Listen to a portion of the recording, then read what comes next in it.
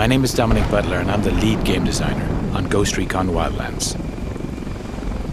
In Ghost Recon Wildlands, we offer players the total freedom of choice as they fight to take down the Santa Blanca cartel. A few months ago at E3, our 4 ghosts raided a camp to extract El Pozzolero, a buchon of the Santa Blanca cartel. Today, we want to show you another way to play the same mission, taking a stealth approach and using the cover of night to our advantage.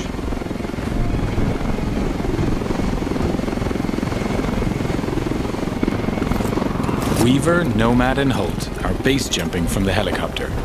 This is one of the 60+ vehicles available in the game for you to use as you explore the world. Today, 4 devs are playing the demo in co-op.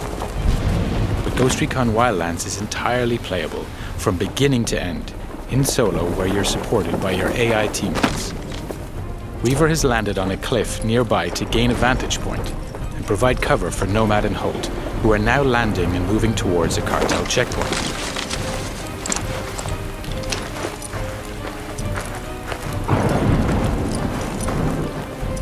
All 4 ghosts are now on the ground.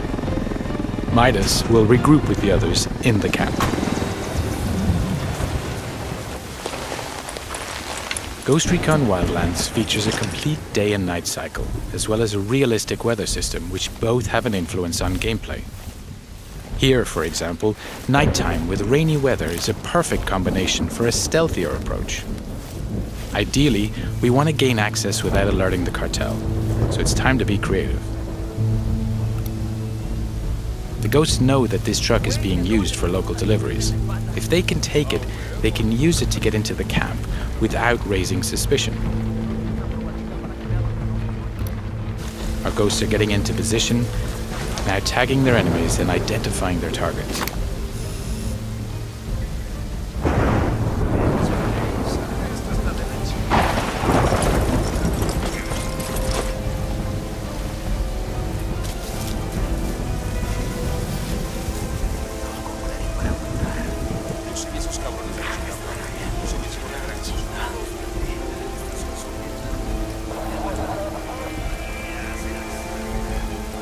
Midas is now using the sync shot feature to assign targets to his teammates.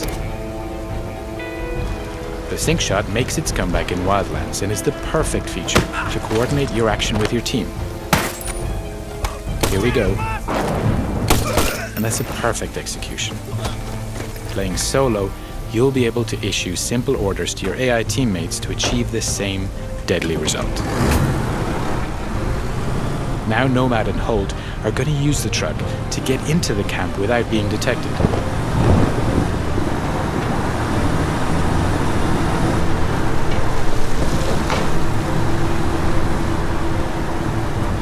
The cartel recognize this truck, and so the ghosts are in.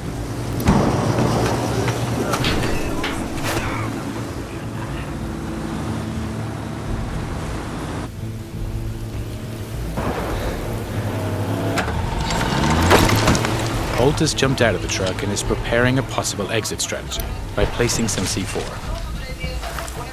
Landmines, frag, flash and diversion grenades will also give you the explosive edge and help create diversions. With more than 50 weapons available in the game that you're able to use and customize with hundreds of different attachments, it's up to you to choose the right weapon for the job. Each of them has its own ballistics model with piercing, dispersion, and bullet drop.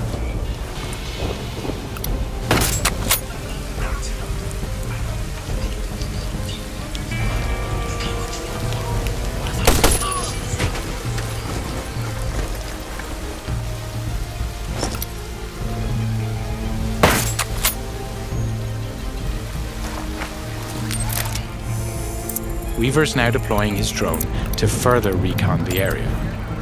He switched to thermal vision to easily detect local targets.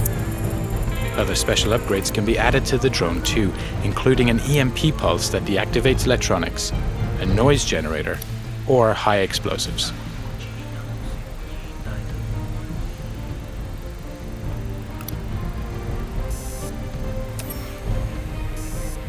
Okay, that's our guy. El Pozzolero working late into the night.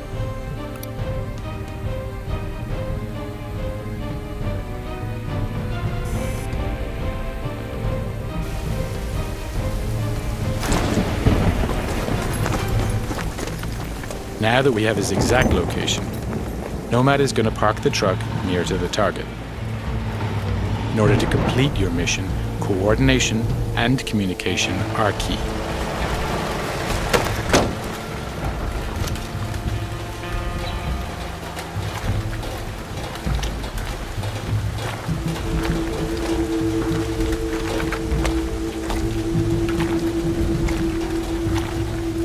Nomad is now in position, waiting for the right moment to grab the target.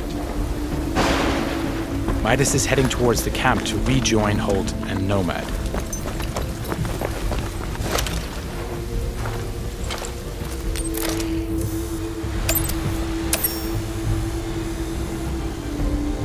Weaver has located the camp generator with his drone. If the team manages to shut it down, they'll kill power in the camp, which will prevent triggering alarms or secondary reinforcements.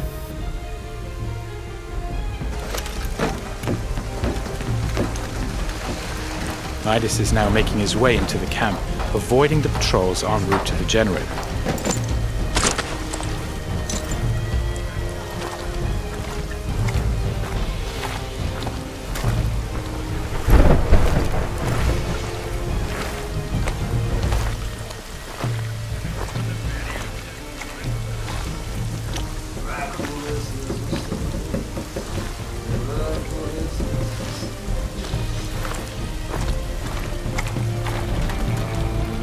Holt is placing more C4 on the other side of the camp to provide further distraction in case the ghosts need it during their escape.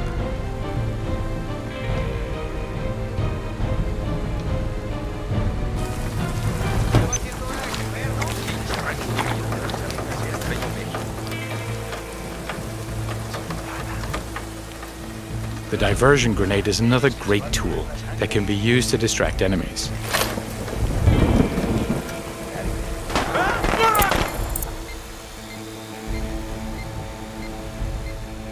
Since we're attacking this camp at night, we can take advantage of each NPC's unique day and night agenda. For example, this soldier here is taking a rest.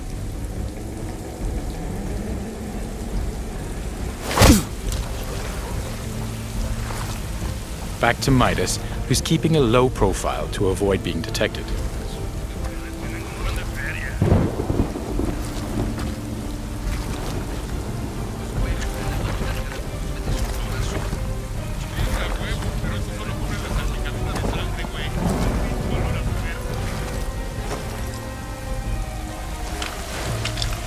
Holt is making his way towards Nomad and El Pozzolero's location.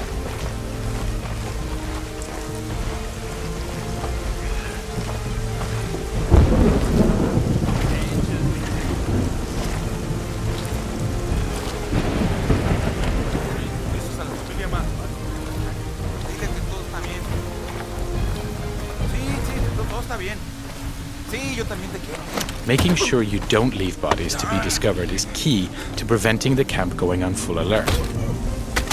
You can grab and drag your enemies away from the patrol path, so when you knock them out, they're out of sight.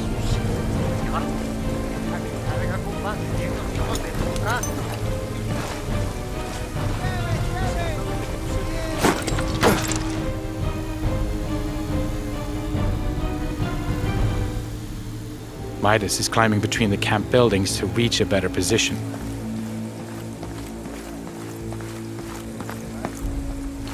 All the while, Weaver continues to provide cover.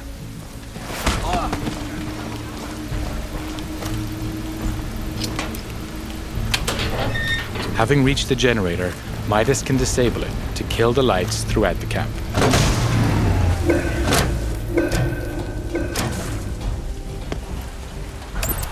Nomad has activated his night vision to get closer to El Pozzolero. Now, while enemies don't have night vision, they will become suspicious as to why the lights are suddenly out. Now, we need to extract our target from the camp. The enemies are now alerted by the noise and are trying to find its origin.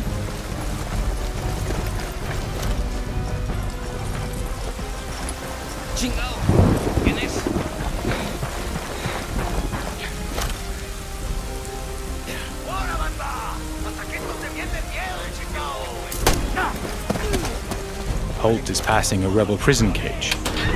The rebels are another faction in the game. They have their own conflict with the Santa Blanca, so they'll spontaneously engage whenever they get the chance.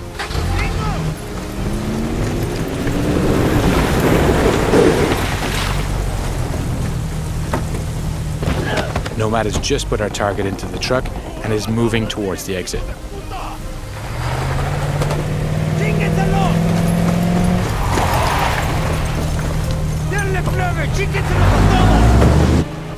Weaver is liberating another group of rebels. This camp is now erupting into a full gunfight between the rebels and the Santa Blanca. And to provide further disruption, we blow that C4 we placed earlier.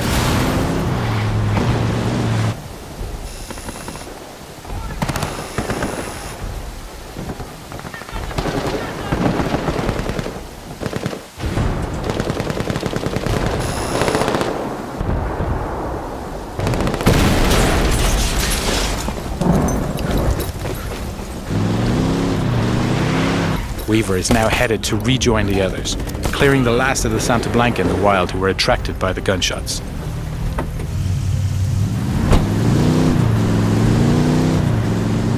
So now with El Pozolero in our custody, we're going to deliver him to our rally point and learn key information about the cartel and his bosses.